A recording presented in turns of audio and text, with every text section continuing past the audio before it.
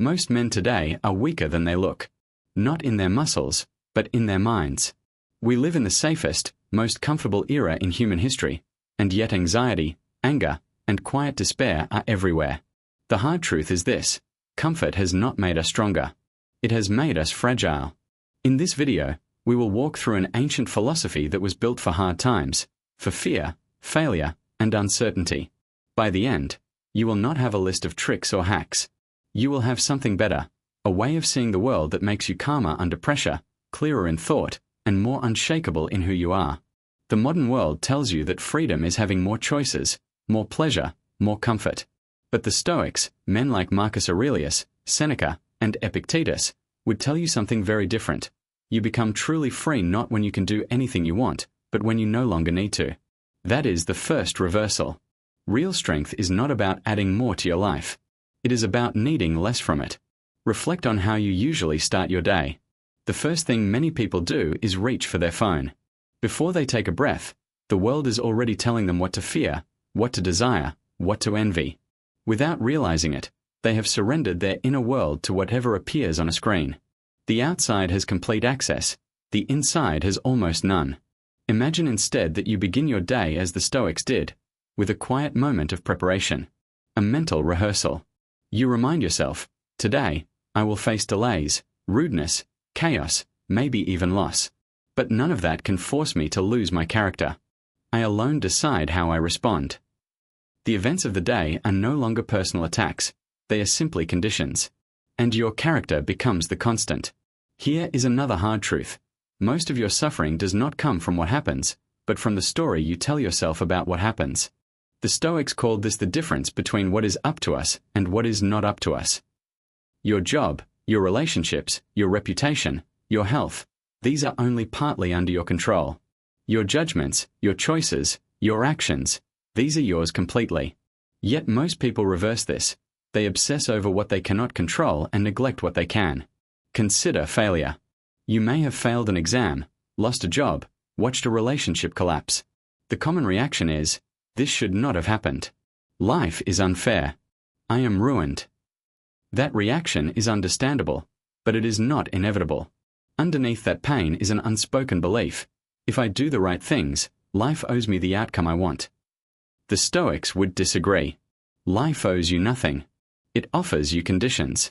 The only thing it demands from you is how you meet them. Think of someone who has just been laid off. Two people receive the same news on the same day.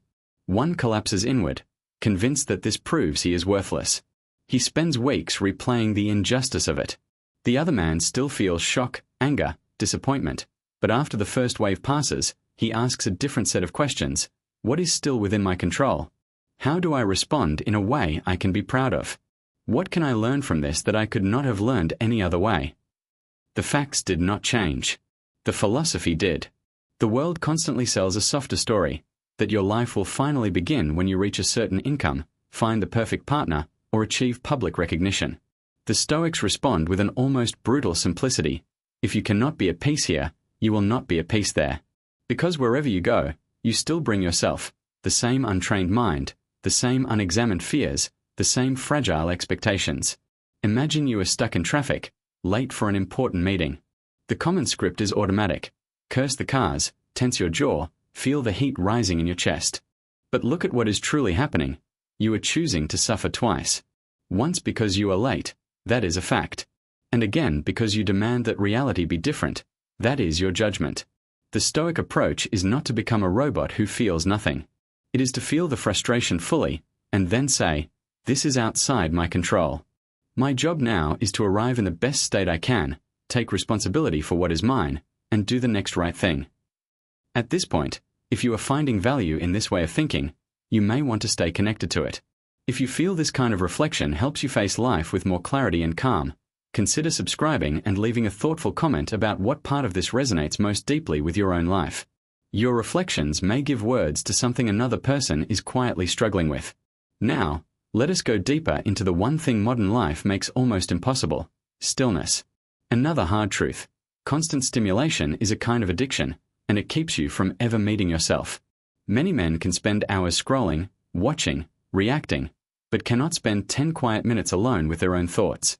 They say they want peace, yet they fear silence, because silence exposes what they have been avoiding. The Stoics practiced what we might call inner distance. When a thought arose, I am a failure, I will never change, this always happens to me, they did not accept it as a verdict. They treated it as a passing cloud. Epictetus would say, you are not your impressions. The thought appears. You notice it. You examine it. And you decide whether to keep it. Instead of being dragged by every emotion, you become the one who observes it. Picture a man walking into a social gathering where he knows almost no one. Immediately the thoughts start, they will judge me. I will say something stupid. I do not belong here. His body tightens, his breathing becomes shallow. He finds a corner and hides behind his phone.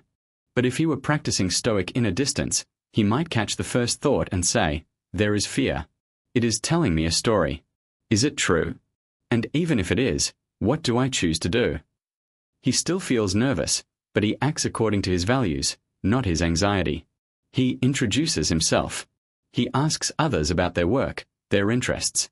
He leaves the event not necessarily triumphant, but stronger, because he did the difficult thing. Here is a deeper reversal. The feelings you are trying hardest to avoid, fear, disappointment, discomfort, are the very materials from which inner strength is built. Modern culture tells you to escape them through distraction, consumption, or blame. Stoic philosophy tells you to approach them with courage and curiosity. This hurts. Why? What belief lies underneath this pain? What can this moment train in me? Consider physical training. No one expects to grow stronger without resistance. The barbell has to be heavy enough to force adaptation. Yet in emotional life, people often demand the opposite, that nothing ever weighs too much, that no one ever fails, that nothing ever hurts. The Stoics knew that a man who never faces resistance does not become gentle. He becomes easily broken. Let us pause here to mark a turning point in our journey. Until now, we have focused on control, resilience, and inner distance. These are the foundations.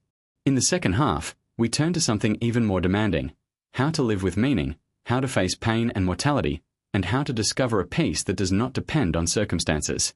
The next hard truth is this: you will lose everything.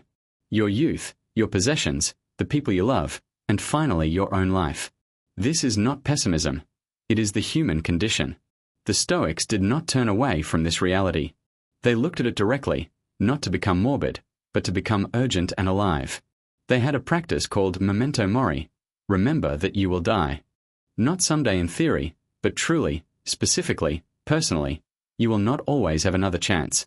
At first, this sounds harsh. Yet consider the alternative, living as if you had unlimited time. That illusion makes it easy to waste hours in trivial conflict, in resentment, in restless business that leads nowhere. When you remember your time is limited, trivial things fall away. You speak more honestly. You forgive more quickly. You stop postponing what truly matters. Imagine a father coming home late, tired, half present, scrolling his phone while his child plays nearby. The days blur together. Work, stress, exhaustion, distraction.